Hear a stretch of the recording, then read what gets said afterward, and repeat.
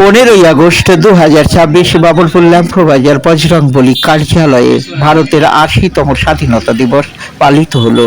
মিঠুলাল সাউ জাতীয় পতাকা উত্তোলনে অংশগ্রহণ করেন।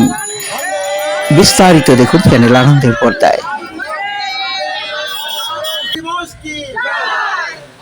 স্বাধীনতা দিবস কি, নেতাজি সুভাষ চন্দ্র বসু কি, মহাত্মা গান্ধীজি কি, বন্দে মাতরম, সমস্ত স্বাধীনতা সংগ্রামী কি, বন্দে মাতরম, 80তম স্বাধীনতা দিবস কি, নেতাজি সুভাষ চন্দ্র বসু। আমাদের এই যে এটা শুধু একটা স্লোগানই নয়, এটা শুধু গর্ব হিসাবে এটা আমাদের কাছে চলে এসেছে এবং এর যে একটা বিরাট গুরুত্ব আছে, কারণ এই যে তেরঙ্গা পতাকা এটা একটা ঐক্যের